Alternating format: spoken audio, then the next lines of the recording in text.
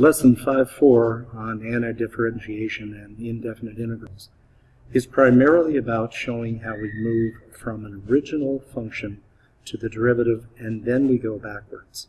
So whenever I anti-differentiate, I'm basically performing an inverse operation of differentiation. The four primary rules you need to know are these. This is the most widely used one of all. And then you'll have your constant rule, your scalar multiple rule, which means you'll have a constant in front of your derivative function. And by the way, this is the derivative function right here. And this is the derivative function here. And there's an invisible 1 for the derivative function here. And then the sum rule says that if you have two derivative functions and you're trying to get back to the integral, or the original rather, then take the integral of each one. And when you do, you can then find the original function. So the example 4 that I covered in class, which I'd like to cover again, is to take the antiderivative, or the integral, of a derivative function, x cubed, and the dx designates the terms in which we will have the original function. So we're going to use the power rule right here, which is x to the n is x to the n plus 1 over n plus 1 plus a constant. So we're going to take the cubed, and we're going to add 1 to it to get x to the 4th, and we're going to divide by that 4, and then we're going to add the constant. We did the same thing with number 5, but note that our x value is actually to the 0 power. So if we add 0 plus 1 and divide by 0 plus 1, we'll end up with 2x to the 1st over 1. And again, you add the c.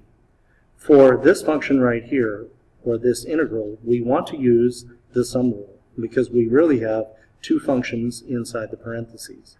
So my first derivative function is x to the 4th, or t to the 4th, and I write it out with an integral in front of that, followed by dt, and then an integral in front of 2, followed by dt. When I compute the first integral, I add 1 to 4 to get 5, thus t to the 5th, and I take that 5 and put it down below. For the 2, it again is a form just like we had over here of 2x to the 0. This is 2t to the 0.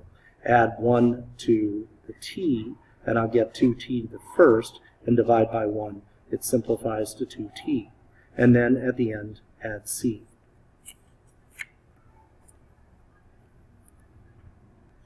For example 7, we really have 3 different derivative functions. So I'm going to use the sum rule and put an integral in front of each one. And then I'm going to take the integral of 2y squared. Now when you do take the integral of 2y squared, you're going to have to take into account the 2 in front of y squared. So in effect, we'll take the 2 out of the function, we'll put the integral in front, and then we'll write y squared dy. And then we're going to add to that the 4 with an integral in front, and we'll put y to the 1st, dy. And the last one is just the integral of 1 dy. Then I can take the antiderivative of y squared, which is y cubed over 3, and then place the 2 in front. The derivative or antiderivative of y to the 1st is y to the 2nd, divided by 2, and then I have to multiply by 4, and 4 over that 2 denominator gives us 2. And then finally, the integral of 1 is going to be just y to the 0 plus 1 over 1, or it's going to give me just y. Don't forget your plus c at the end. For number 8, we're going to use the scalar rule, and we're going to split this into 2 separate integrals. When I split it into 2 separate integrals, I'll have 3 times the integral of 1 over x squared, or x to the negative 2 dx, which is much easier to work with than 1 over x squared. And then I will subtract x to the negative 1/2 dx. And in front of that one, I want to have my integral symbol as well. When I take x to the negative 2 and take its integral, then I'm going to subtract, or add 1 rather, and then divide by that value as your denominator. So we'll end up with 3. The negative comes from that negative value right there, and I'll have x to the negative 1. Now, remember that the x to the negative 1 means I have to have put a negative 1 down below, and that negative 1 is what causes the 3 to turn negative. For the next value right here, or the antiderivative of x to the negative 1/2, again, you're going to take negative 1/2 and you're going to add 1. And then after you do, you're going to divide by that value, which is a 1/2. That 1/2 rises to the top as a 2. You already had a minus, so it's negative 2. And so you have negative 2x to the 1/2 plus c.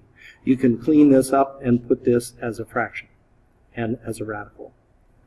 For the very last one, you have several approaches you can use. Perhaps the easiest approach is divide x squared into root x and x squared into 1, which is what happened right here. So I have x squared over root x, or under root x, and x squared underneath 1.